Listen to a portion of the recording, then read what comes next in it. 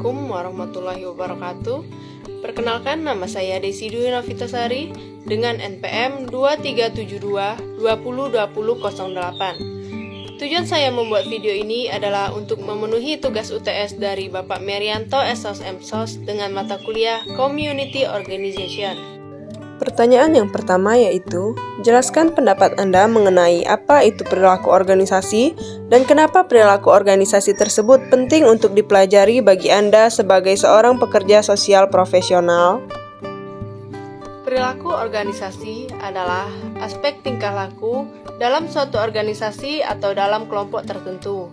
Perilaku organisasi meliputi aspek yang ditimbulkan dari pengaruh organisasi terhadap manusia dan aspek pengaruh dari manusia terhadap organisasi tersebut dalam mencapai suatu tujuan.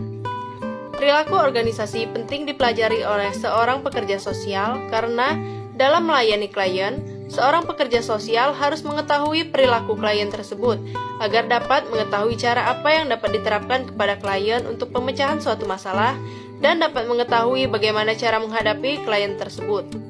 Dengan demikian, seorang pekerja sosial dapat mengetahui dan menjelaskan masalah apa yang terjadi pada klien serta mengetahui sebab dan akibat terjadinya masalah. Soal yang kedua, setiap individu memiliki karakteristik yang unik. Jelaskan secara rinci bagaimana perilaku setiap individu dapat mempengaruhi perilaku organisasi. Perilaku organisasi merupakan interaksi antara perilaku individu dengan perilaku organisasi, dan perilaku antara individu dan organisasi akan saling mempengaruhi. Seorang individu dapat mempengaruhi organisasi karena setiap individu memiliki karakteristik kepribadian yang unik dan berbeda dengan individu lainnya.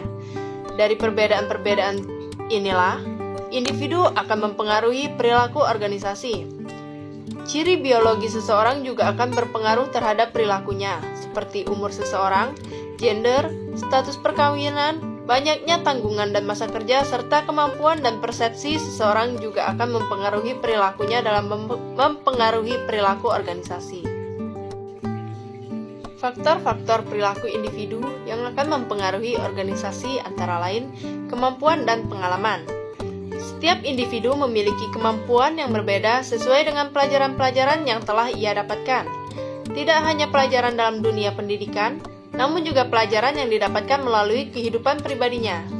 Pelajaran-pelajaran inilah yang akan menjadi pengalaman individu tersebut. Lalu yang selanjutnya yaitu kepercayaan. Kepercayaan meliputi kepercayaan agama dan juga persepsi atau pandangan individu terhadap sesuatu hal. Kebutuhan dan harapan, yaitu setiap individu tentu memiliki kebutuhan dan harapan dan tujuan dalam kehidupannya. Kebutuhan dalam berkomunikasi, kebutuhan diterima dalam suatu organisasi, dan banyak kebutuhan lainnya serta harapan dan tujuan yang dianggap menguntungkan untuk dicapai. Soal yang ketiga yaitu, bagaimana persepsimu tentang masalah sosial? Pilih salah satu tema.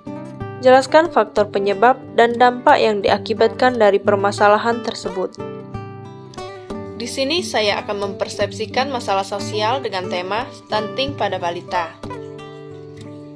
Persepsi saya mengenai stunting pada anak adalah kurangnya asupan gizi dan vitamin yang diterima oleh seseorang selama dalam kandungan maupun setelah lahir pada balita, serta buruknya asupan makanan yang dikonsumsi. Stunting pada anak disebabkan oleh pekerjaan orang tua, pendapatan, dan banyaknya anggota keluarga yang ditanggung. Pendidikan dan pengetahuan orang tua juga sangat berpengaruh dalam perkembangan seorang anak. Rendahnya akses terhadap layanan kesehatan termasuk air bersih juga menjadi salah satu faktor terjadinya stunting pada balita. Stunting dapat berdampak sangat buruk bagi penderitanya.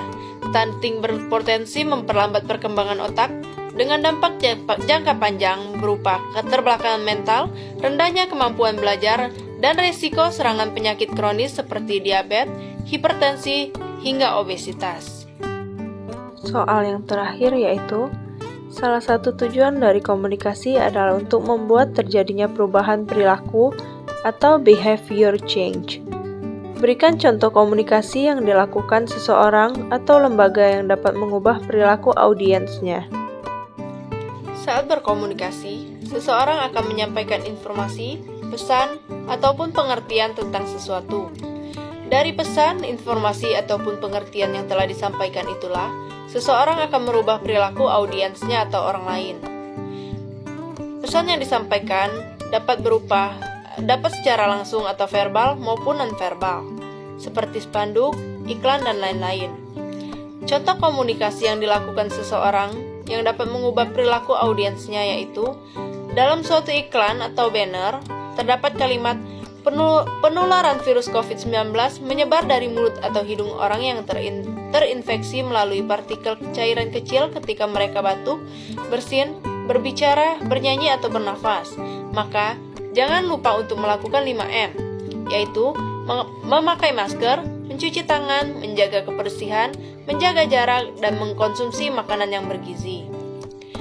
Lalu, contoh lain komunikasi yang dapat mengubah perilaku yaitu seorang ibu yang menasihati anaknya untuk belajar dengan baik di sekolah agar dapat mendapatkan nilai yang baik dan selalu mengerjakan tugas tepat waktu agar tidak mendapatkan hukuman dari gurunya. Sekian tugas video dari saya. Jika ada kesalahan saya mohon maaf dan semoga bermanfaat untuk kita semua. Wassalamualaikum warahmatullahi wabarakatuh.